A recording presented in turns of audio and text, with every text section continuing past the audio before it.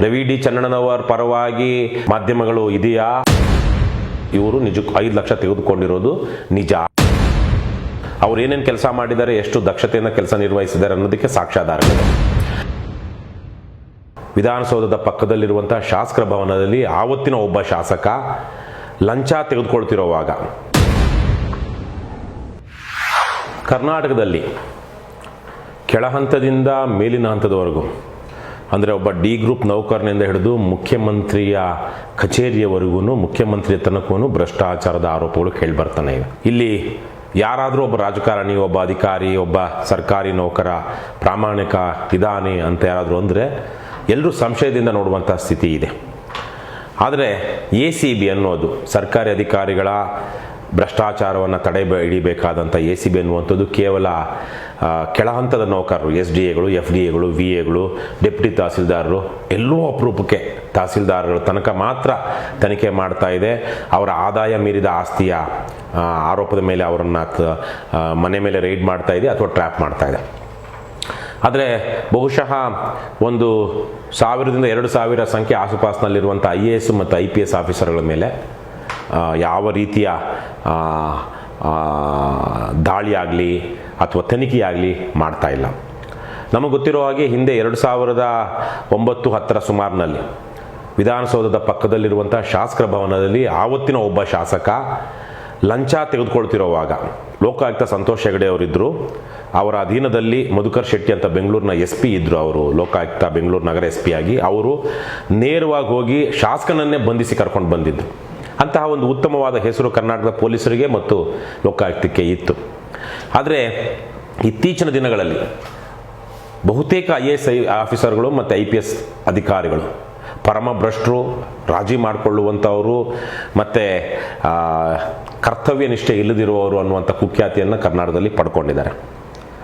ಈ ಸಂದರ್ಭದಲ್ಲಿ ಒಂದಷ್ಟು ಅಧಿಕಾರಿಗಳು, ಇವರು ರೂಪಾ ಡಿ IPS ಇರಬಹುದು ಅಥವಾ ರವಿ ಡಿ ಚನ್ನಣ್ಣವರಿರಬಹುದು, ಈ ಥರ ಹಲವಾರು ಜನ, ಇತ್ತೀಚೆಗೆ ತಾನೇ ರಾಜೀನಾಮೆ ಕೊಟ್ಟು ಹೋದಂತಹ ಅಣ್ಣಾಮಲೈ, ಇವರು ತಮ್ಮ ಕರ್ತವ್ಯದ ಜೊತೆಗೇನೆ ತಮ್ಮ ಭಾಷಣಗಳಿಂದ ಬಹಳ ಜನಪ್ರಿಯರಾದವರು. ಇದರಲ್ಲಿ ರೂಪಾ ಡಿ ಅವರು ಇದ್ದುದರಲ್ಲಿ ಬಹಳ ದಕ್ಷತೆಯಿಂದ ಕೆಲಸ ಮಾಡ್ತಾ ಬರ್ತಿರುವಂಥವ್ರು ಮತ್ತು ವ್ಯವಸ್ಥೆಯಲ್ಲಿ ಇದ್ದುಕೊಂಡೇ ಅವರು ಒಂಥರ ವಿಸಲ್ ಬ್ಲೋವರ್ ಥರಕ್ಕೂ ಕೆಲಸ ಮಾಡಿದಂಥವ್ರು. ಅವ್ರ ಬಗ್ಗೆ ಸಮಾಜದಲ್ಲಿ ಒಳ್ಳೆ ಅಭಿಪ್ರಾಯ ಇದೆ. ಮತ್ತು ಅವರು ಭಾಷಣ ಮಾಡೋದಕ್ಕಂತಲೇ ಹೋಗಿ ಊರೆಲ್ಲ ತಿರುಗಾಡ್ಕೊಂಡು ಮಾಡೋರು ಅಂತ ಅಲ್ಲ, ಅವರ ಕರ್ತವ್ಯದ ಕಾರಣಕ್ಕಾಗಿ ಅಲ್ಲಿ ಇಲ್ಲಿ ಒಂದಷ್ಟು ಮಾತನಾಡ್ತಾ ಒಂದಷ್ಟು ಸೋಷಿಯಲ್ ಮೀಡಿಯಾದಲ್ಲಿ ಸಕ್ರಿಯವಾಗಿರುವಂಥವ್ರು. ಅವ್ರು ಏನೇನು ಕೆಲಸ ಮಾಡಿದ್ದಾರೆ, ಎಷ್ಟು ದಕ್ಷತೆಯಿಂದ ಕೆಲಸ ನಿರ್ವಹಿಸಿದ್ದಾರೆ ಅನ್ನೋದಕ್ಕೆ ಸಾಕ್ಷ್ಯಾಧಾರಗಳಿದೆ. ಆದರೆ ಅಣ್ಣಾಮಲೈ ಮತ್ತು ರವಿ ಡಿ ಚನ್ನಣ್ಣವರು ಅವರು ಒಂದು ಸ್ಫೂರ್ತಿದಾಯಕ ಭಾಷಣಗಳ ಮೂಲಕ ಮತ್ತು ಕಾಕಿ ಬಟ್ಟೆಗೆ ಅದರದೇ ಆದಂಥ ಒಂದು ಖದರು ಮತ್ತು ಗ್ಲಾಮರ್ ಇದೆ. ಜನ ಅದನ್ನು ನೋಡಿದ ತಕ್ಷಣಕ್ಕೆ ಬಹಳ ಒಂದು ರೀತಿಯಲ್ಲಿ ಸ್ಫೂರ್ತಿ, ರೋಮಾಂಚನ ಇವೆಲ್ಲವೂ ಅವ್ರಿಗಾಗುತ್ತೆ. ಅದೇ ಕಾರಣಕ್ಕಾಗಿ ಅಂಥ ಕಾಕಿ ಬಟ್ಟೆಗಳು ಹಾಕ್ಕೊಂಡಿರುವಂಥ ಇವರು ಶಾಲೆಗಳಿಗೆ, ಕಾಲೇಜುಗಳಿಗೆ, ಬೇರೆ ಬೇರೆ ಸಾಮಾಜಿಕ ಸಭೆಗಳಿಗೆ ಹೋಗಿ ಅವರು ಕೆಲಸ ಮಾಡೋದಕ್ಕಿಂತ ಹೆಚ್ಚಾಗಿ ಒಂದೇನೋ ದೇಶ ಪ್ರೇಮದ ವಿಚಾರವಾಗಿ ಹಲವಾರು ಸಾಮಾಜಿಕ ವಿಚಾರಗಳ ಬಗ್ಗೆ ಆಗಲಿ ಆಶಾದಾಯಕವಾಗಿ ಭಾಷಣಗಳನ್ನ ಮಾಡ್ತಾ ಬಂದಾಗ ರಾಜ್ಯಾದ್ಯಂತ ಲಕ್ಷಾಂತರ ಜನ ಅವರನ್ನು ಮೆಚ್ಕೊಂಡಿದ್ದಾರೆ, ಅವರ ಫ್ಯಾನ್ಗಳಾಗಿದ್ದಾರೆ. ಕೆಲವೊಬ್ಬರು ಜಾತಿ ಕಾರಣಕ್ಕಾಗಿ ಫ್ಯಾನ್ ಕ್ಲಬ್ಗಳನ್ನು ಮಾಡ್ಕೊಂಡಿದ್ದಾರೆ, ಇನ್ನೊಂದಷ್ಟು ಜನ ಸಕಾರಾತ್ಮಕವಾಗಿ ಫ್ಯಾನ್ ಕ್ಲಬ್ಗಳನ್ನು ಮಾಡ್ಕೊಂಡಿದ್ದಾರೆ. ಆದರೆ ಇತ್ತೀಚೆಗೆ ರವಿ ಡಿ ಚನ್ನಣ್ಣನವರ ಬಗ್ಗೆ ಕೇಳಿ ಬಂದಂಥ ಆರೋಪಗಳು ಬಹಳ ಗಾಬರಿ ಹುಟ್ಟಿಸುವಂಥವು. ಇವರು ಇಲ್ಲಿಯ ತನಕ ಸಾಕಷ್ಟು ಒಳ್ಳೆಯ ವಿಚಾರಗಳನ್ನೇ ಭಾಷಣಗಳಲ್ಲಿ ಹೇಳ್ತಾ ಬರ್ತಾ ಇದ್ರು. ಮತ್ತು ಇವತ್ತು ಪ್ರತಿಯೊಂದು ಸಂದರ್ಭದಲ್ಲಿಯೂ ಸಮಾಜ ಯಾವುದೋ ಒಂದು ಐಕನ್ಗಳನ್ನು ಹುಡ್ಕೊಳ್ಳೋದಕ್ಕೆ ಪ್ರಯತ್ನಿಸ್ತಾ ಇರುತ್ತೆ. ಹಾಗಾಗಿ ಇವತ್ತಿನ ಸಾಮಾಜಿಕ ಮಾಧ್ಯಮಗಳು ಮತ್ತು ದೃಶ್ಯ ಮಾಧ್ಯಮಗಳ ಮೂಲಕ ರವಿ ಡಿ ಚನ್ನಣ್ಣನವರ್ ಒಂದು ರೀತಿಯ ಐಕಾನ್ ಆಗಿ ರಾಜ್ಯದ ಯುವಕ ಯುವತಿಯರಿಗೆ ಹೊರಹೊಮ್ಮಿದ್ರು, ಒಬ್ಬ ಪ್ರಾಮಾಣಿಕ ಅಧಿಕಾರಿ ಎನ್ನುವಂತಹ ತರಹದಲ್ಲಿ. ಆದರೆ ಸುಮಾರು ಒಂದು 6 ತಿಂಗಳ ಹಿಂದೆ ನಡೆದಂಥ ಒಂದು ಘಟನೆ, ನಮ್ಮ ಬೆಂಗಳೂರು ನಗರ ಜಿಲ್ಲೆ ಆನೇಕಲ್ ತಾಲೂಕಿನ ಅತ್ತಿಬೆಲೆ ಸ್ಟೇಷನ್ ವ್ಯಾಪ್ತಿಯಲ್ಲಿ ನಡೆದಂಥ ಒಂದು ಘಟನೆ. ಅದು ಏನು ಅಂದರೆ ಅಲ್ಲಿ ಒಬ್ಬ ಕ್ರಷರ್ ಉದ್ಯಮಿ ಯಾರಿಗೋ ಸುಮಾರು 3-4 ಕೋಟಿ ಸಾಲ ಕೊಟ್ಟಿದ್ರು. ಆತ ಅದನ್ನು ಹಿಂದಿರುಗಿಸಿರಲಿಲ್ಲ, ಮೋಸ ಮಾಡಿರ್ತಾನೆ. ಅದಕ್ಕಾಗಿ ಇವರು ಹೋಗಿ ಅತ್ತಿಬೆಲೆ ಪೊಲೀಸ್ ಸ್ಟೇಷನಲ್ಲಿ ದೂರು ದಾಖಲಿಸ್ತಾರೆ. ಆ ದೂರು ದಾಖಲಿಸಿದಾಗ ಯಾವ ವ್ಯಕ್ತಿಯ ವಿರುದ್ಧ ಇವರು ದೂರು ಕೊಟ್ಟಿರ್ತಾರೋ ಆತನನ್ನು ಕರೆದುಕೊಂಡು ಬರೋದಕ್ಕೆ ಅಥವಾ ವಿಚಾರಣೆ ಮಾಡೋದಕ್ಕೆ ಅಥವಾ ದೂರು ದಾಖಲಿಸೋದಕ್ಕೆ ಅಲ್ಲಿ ಲಂಚವನ್ನು ಕೇಳ್ತಾರೆ ಅಂತ. ಆವತ್ತು ಬೆಂಗಳೂರು ಈ ಆ ಭಾಗದ ಅತ್ತಿಬೆಲೆ ಹೋಬಳಿ, ಅದು ಬೆಂಗಳೂರು ನಗರ ಜಿಲ್ಲೆ ಕಂದಾಯ ಇಲಾಖೆಯಲ್ಲಿ, ಆದರೆ ಅದು ಪೊಲೀಸ್ ಇಲಾಖೆಯ ವ್ಯಾಪ್ತಿಗೆ ಬಂದಾಗ ಬೆಂಗಳೂರು ಗ್ರಾಮಾಂತರ ಜಿಲ್ಲೆ ಆಗುತ್ತೆ. ಬೆಂಗಳೂರು ಗ್ರಾಮಾಂತರ ಜಿಲ್ಲೆಯ ಜಿಲ್ಲಾ ವರಿಷ್ಠಾಧಿಕಾರಿ, ಜಿಲ್ಲಾ ಪೊಲೀಸ್ ವರಿಷ್ಠಾಧಿಕಾರಿ, ಸೂಪರಿಂಟೆಂಡೆಂಟ್ ಆಫ್ ಪೊಲೀಸ್ ಆಗಿದ್ದವರು ರವಿ ಡಿ ಚನ್ನಣ್ಣನವರು. ಸೊ ಅವ್ರ ಹತ್ರನೂ ತೆಗೆದುಕೊಂಡು ಹೋಗ್ತಾರೆ ಇವರು ಆ ವಿಚಾರವನ್ನು. ಪೊಲೀಸರು, DYSP ಮತ್ತು SP ಇವರು ಮೂವರು ಬೇರೆ ಬೇರೆ ಹಂತಗಳಲ್ಲಿ ಅತ್ತಿಬೆಲೆ ಪೊಲೀಸ್ ಠಾಣೆಯ ಯಾರು ಇನ್ಸ್ಪೆಕ್ಟರು ಮತ್ತು ಹೆಬ್ಬಗೋಡಿ ವಿಭಾಗದ DYSP ಮತ್ತು ಅವರ ಮೇಲೆ ಇರುವಂತಹ SP, ಇಷ್ಟು ಹಂತಗಳಲ್ಲಿ ಸುಮಾರು 55 ಲಕ್ಷ ಹಣವನ್ನು ನನ್ನ ಹತ್ರ ಸುಲಿಗೆ ಮಾಡಿದ್ರು, ಇದರ ಬಗ್ಗೆ ತನಿಖೆ ಮಾಡ್ತೀವಿ ಅಂತ ಅವರು ಸುಮಾರು ಒಂದು 2-3 ತಿಂಗಳ ಹಿಂದೆ ರಾಜ್ಯದ ಮುಖ್ಯ ಕಾರ್ಯದರ್ಶಿಗೆ ಪತ್ರ ಬರೀತಾರೆ. ಅದಾದ ನಂತರ ಆವತ್ತಿಗೆ ಒಂದು ಮಾಧ್ಯಮದಲ್ಲಿಯೂ ಆ ವಿಚಾರ ಬರುತ್ತೆ, ಆದರೆ ಬಹಳ ಜನ ಆ ಮಾಧ್ಯಮವನ್ನು ಗಮನಿಸೋದಿಲ್ಲ. ಆದರೆ ಕಳೆದ ತಿಂಗಳು theFile.in ವೆಬ್ಸೈಟಲ್ಲಿ ವಿಸ್ತೃತವಾಗಿ ಆ ವಿಚಾರವಾಗಿ ಒಂದು ವರದಿ ಬರುತ್ತೆ. ಅದರಲ್ಲಿ ರವಿ ಡಿ ಚನ್ನಣ್ಣನವರು ಸಹ ದುಡ್ಡು ತೆಗೆದುಕೊಂಡಿದ್ದಾರೆ. ಈ ಸುಮಾರು 25 ಲಕ್ಷ ಅವರಿಗೆ ಲಂಚವಾಗಿ ಕೊಡಲಾಗಿದೆ. SIE ಮತ್ತು ಸರ್ಕಲ್ ಇನ್ಸ್ಪೆಕ್ಟ್ರು ಮತ್ತು ರವಿ ಡಿ ಚನ್ನಣ್ಣನವರ ಕಚೇರಿಯಲ್ಲಿ ಕೆಲಸ ಮಾಡ್ತಿದ್ದಂಥ ಕೆಲವು ASIಗಳು ಅವರಿಗೆ ಒಂದು 5 ಲಕ್ಷ ರೂಪಾಯಿ ಕೊಡಲಾಗಿದೆ ಅನ್ನುವಂತಹ ಮಾಹಿತಿ ಅದರಲ್ಲಿ ಇರುತ್ತೆ. ಸತತವಾಗಿ ಒಂದು 6-7 ಫಾಲೋಅಪ್ ಸ್ಟೋರಿಗಳನ್ನು ಆ theFile.in ನಲ್ಲಿ ವರದಿ ಮಾಡ್ತಾರೆ. ಅದೇ ಸಂದರ್ಭದಲ್ಲಿ ಅದು ಸೋಷಿಯಲ್ ಮೀಡಿಯಾದಲ್ಲಿ ಒಂದಷ್ಟು ವೈರಲ್ ಆಗುತ್ತೆ ಈ ವಿಚಾರ. ಯಾಕಂದರೆ ಎಲ್ಲರೂ ರವಿ ಡಿ ಚನ್ನಣ್ಣನವರು ಅಂದರೆ ಒಬ್ಬ ಪ್ರಾಮಾಣಿಕ ದಕ್ಷ ಅಧಿಕಾರಿ ಅಂತ ಭಾವಿಸಿದ್ರು. ಆದರೆ ಇಲ್ಲಿ ಯಾವುದೋ ಒಬ್ಬರು ಸಾಕ್ಷ್ಯಾಧಾರಗಳ ಸಮೇತವಾಗಿ ಮತ್ತು ರವಿ ಡಿ ಚನ್ನಣ್ಣನವರ ಹೆಸರನ್ನು ಇತರೆ ಪೊಲೀಸರು ಹೇಳ್ತಿರುವಂತಹ ಆಡಿಯೋಗಳನ್ನು ಪ್ರಕಟ ಮಾಡಿದಾಗ ಜನ ಒಂದು ರೀತಿಯಲ್ಲಿ ಆಘಾತಕ್ಕೊಳಗಾದರು. ತಾವು ಯಾವುದನ್ನು ಒಂದು ಆದರ್ಶ ಮೂರ್ತಿ ಅಂದ್ಕೊಂಡಿದ್ರೋ ಆ ಆದರ್ಶ ಮೂರ್ತಿ ತಮ್ಮ ಕಣ್ಮುಂದೆಯೇ ಅಧಃಪತನವಾಗ್ತಾ ಇರುವಂತಹ ಒಂದು ವಿಚಾರ ಅವರಿಗೆ ಬಹಳ ಬಾಧೆ ಕೊಡ್ತು. ಅದೇ ಸಂದರ್ಭದಲ್ಲಿ ಜಗದೀಶ್ KN ಅನ್ನುವಂತಹ ಒಬ್ಬ ಬೆಂಗಳೂರಿನ ವಕೀಲರು ಈ ವಿಚಾರವಾಗಿ ಬಹಳ ತೀವ್ರವಾಗಿ ಸೋಷಿಯಲ್ ಮೀಡಿಯಾದಲ್ಲಿ, ವಿಶೇಷವಾಗಿ ಫೇಸ್ಬುಕ್ ಲೈವಲ್ಲಿ ಮಾತನಾಡ್ತಾ ಬಂದರು. ಅವರು ಮಾತನಾಡ್ತಿದ್ದಂಥ ಕಾರಣಕ್ಕಾಗಿ ರವಿ ಡಿ ಚನ್ನಣ್ಣನವರಿಗೆ ಸೇರಿದಂತಹ ಹಲವಾರು ಅಕ್ರಮ ಆಸ್ತಿಗಳಿವೆ ಅಂಥೇಳಿ ಹಲವಾರು ಜನ ಅವರಿಗೆ ಮಾಹಿತಿಯನ್ನು ಕೊಡ್ತಾ ಬಂದರು ಅಂತ ಕಾಣಿಸುತ್ತೆ. ಹಾಗಾಗಿ ಅವರು ಅದನ್ನು ಇವತ್ತು ಹೆಗ್ಗಡದೇವನಕೋಟೆಯಲ್ಲಿ ಇವ್ರದ್ದು ಆಸ್ತಿ ಇದೆ, ಇವತ್ತು ಗದಗಲ್ಲಿ ಆಸ್ತಿ ಇದೆ, ಇನ್ನೊಂದು ಕಡೆ ಆಸ್ತಿ ಇದೆ ಅಂತ ಹೇಳ್ತಾ ಬರ್ತೀವಿ. ರವಿ ಡಿ ಚನ್ನಣ್ಣನವರು ತಮ್ಮ ಹಲವಾರು ಕಾರ್ಯಕ್ರಮಗಳಲ್ಲಿ ಹೇಳ್ತಾ ಬಂದಿದ್ದೇನು ಅಂದರೆ, ನಾನು ತುಂಬ ಬಡ ಕುಟುಂಬದಿಂದ ಬಂದವನು, ನಮಗೆ ಪಿತ್ರಾರ್ಜಿತ ಆಸ್ತಿ ಏನೂ ಇರಲಿಲ್ಲ, ತುಂಬ ಬಡತನದಲ್ಲಿ ಬೆಳೆದು ನಾನು ಎಲ್ಲೋ ಹೋಟೆಲೆಲ್ಲೋ ಈಗ ಏನೇನೋ ಕಷ್ಟಪಟ್ಟು ಕೆಲಸ ಮಾಡಿ IPS ಆಗಿದ್ದು ಅಂತ. ಸೊ ಜನ ಇದನ್ನೆಲ್ಲ ನೋಡಿ ಅವರ ತಂದೆ ಹೆಸರಲ್ಲಿ, ತಾಯಿ ಹೆಸರಲ್ಲಿ, ಎಲ್ಲೆಂದರಲ್ಲಿ ಆಸ್ತಿ ಇರೋದನ್ನು ಅಟ್ಲೀಸ್ಟ್ ಆ ದಾಖಲೆಗಳು ಅದನ್ನು ಹೇಳುತ್ತೆ. ಅದು ಎಷ್ಟು ಸತ್ಯಾಂಶ ಏನಿದೆ ಅನ್ನೋದನ್ನು ತನಿಖೆಯಲ್ಲಿ ನಾವು ನೋಡಬೇಕಾಗುತ್ತೆ. ಆದರೆ ಅಲ್ಲಿ ದಾಖಲೆಗಳು ಒಂದ್ರ ಮೇಲೆ ಒಂದು ಪುಂಖಾನುಪುಂಖವಾಗಿ ಇವರು ಜಗದೀಶ್ KN ಅವರು ವಕೀಲರು ಹೊರಗಡುತ್ತಾ ಬಂದಾಗೆ ಜನರಲ್ಲಿ ರವಿ ಡಿ ಚನ್ನಣ್ಣನವರು ಸಹ ಭ್ರಷ್ಟಾಚಾರದಲ್ಲಿ ಪಾಲ್ಗೊಂಡಿದ್ದಾರೆ ಅನ್ನುವಂತಹ ಒಂದು ಅಭಿಪ್ರಾಯ ರೂಪುಗೊಳ್ತಾ ಹೋಯಿತು. ಇಲ್ಲಿ ಸಾವಿರಾರು ಕೋಟಿ ಇವರು ಆಸ್ತಿ ಮಾಡಿದ್ದಾರೆ ಅಂತ ಹೇಳಿದ್ರು ಮೇಲ್ನೋಟಕ್ಕೆ ರವಿ ಡಿ ಚನ್ನಣ್ಣನವರು ತಮ್ಮ 10-12 ವರ್ಷಗಳ ಸೇವಾವಧಿಯಲ್ಲಿ ಅವರು ಮತ್ತು ಅವರ ಕುಟುಂಬಸ್ಥರು ಕನಿಷ್ಠ ಅಂದ್ರೂ ಒಂದು 10-20 ಕೋಟಿ ಆಸ್ತಿ ಮಾಡಿರಬಹುದು ಅಂತ ನಾವು ಈ ದಾಖಲೆಗಳ ಆಧಾರದ ಮೇಲೆ ಹೇಳ್ಬೋದು. 100,000 ಕೋಟಿ ಮಾಡಿದಾರೋ ಇಲ್ವೋ, ಆದರೆ ಇಷ್ಟು ಈ ಕಣ್ಣು ಮುಂದೆ ಇರುವಂಥ ದಾಖಲೆಗಳ ಆಧಾರದ ಮೇಲೆ. ಆದರೆ ಅವರಿಗೆ ಇಲ್ಲಿಯ ತನಕ ಅವರ ಸರ್ವಿಸ್ ಅವಧಿಯಲ್ಲಿ, ಅಧಿಕಾರಾವಧಿಯಲ್ಲಿ, ಸೇವಾವಧಿಯಲ್ಲಿ ಬಂದಿರುವಂಥ ಸಂಬಳ ಎಷ್ಟಿರಬಹುದು? ಸುಮಾರು 1-2 ಕೋಟಿಗಳ ಸುಮಾರು ಹತ್ರ ಆಸುಪಾಸು.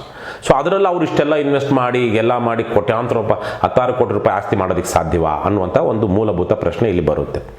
ಯಾವಾಗ ಇದು theFile.in ನಲ್ಲಿ ಮತ್ತು ಫೇಸ್ಬುಕ್ಕಲ್ಲಿ ಬೇರೆ ಬೇರೆ ಥರಕ್ಕೆ ಬರೋದಕ್ಕೆ ಹೋಯಿತು, ಹಲವಾರು ಮಾಧ್ಯಮಗಳು ಇದನ್ನು ಪ್ರಕಟ ಮಾಡಲಿಲ್ಲ.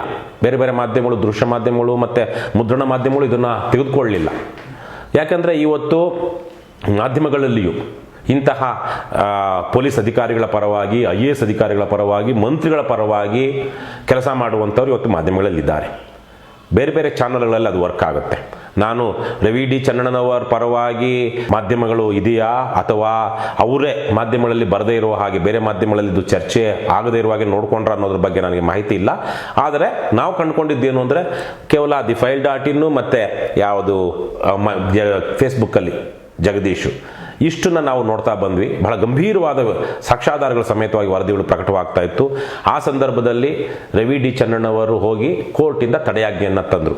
ರಾಜ್ಯದ ಪ್ರತಿಯೊಂದು ಬಹುತೇಕ ಮಾಧ್ಯಮಗಳ ವಿರುದ್ಧ ಯಾವುದೇ ಕಾರಣಕ್ಕೂ ಅವರ ವಿರುದ್ಧ ಅವರ ಮಾನಹಾನಿ ಆಗುವಂಥ ಯಾವುದೇ ವರದಿಗಳನ್ನು ಈ ಪ್ರಕರಣಕ್ಕೆ ಸಂಬಂಧಿಸಿದಂತೆ ಪ್ರಕಟಿಸಬಾರದು ಅನ್ನುವಂಥ ಒಂದು ಸ್ಟೇ ಆರ್ಡರ್ನ ತಂದರು. ಸೊ ಅದೇ ಸಂದರ್ಭದಲ್ಲಿ IGP ಚಂದ್ರಶೇಖರ್, ಅಂದರೆ ಬೆಂಗಳೂರು ಕೇಂದ್ರ ವ್ಯಾಪ್ತಿ ವಲಯ ಬರುವಂಥ IGP ಚಂದ್ರಶೇಖರ್ ಅವರು ಸಹ ಇಲಾಖಾ ವಿಚಾರಣೆಯನ್ನು ಮಾಡಿ ಅವರು ಅದರಲ್ಲಿ ಏನು ಹೇಳಿದ್ರು, ಸರ್ಕಲ್ ಇನ್ಸ್ಪೆಕ್ಟರು, ಈ ಥರ ಕೆಲವೊಂದು SI, ಈ ಥರದ ASIಗಳು ಇವರು ನಿಜಕ್ಕೂ 5 ಲಕ್ಷ ತೆಗೆದುಕೊಂಡಿರೋದು ನಿಜ.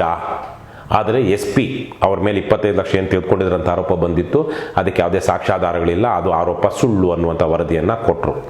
ತೀರಾ ಇತ್ತೀಚೆಗೆ ತಾನೇ ಬಹುಶಃ ಒಂದು 5-6 ದಿವಸ, ಒಂದು ವಾರದ ಹಿಂದೆ ಬಹುಶಃ ಕಮಿಷನರ್ ಅನಿಸುತ್ತೆ, ಅವರು ಬೆಂಗಳೂರು ಪೊಲೀಸ್ ಕಮಿಷನರ್ ಅಥವಾ ಯಾವ ವ್ಯಾಪ್ತಿಗೆ ಬರುವಂಥವ್ರು, ಆ 3 ಸರ್ಕಾರಿ ಕೆಳ ಹಂತದ ಪೊಲೀಸ್ ಅಧಿಕಾರಿಗಳನ್ನ ಸಸ್ಪೆಂಡ್ ಮಾಡೋದು.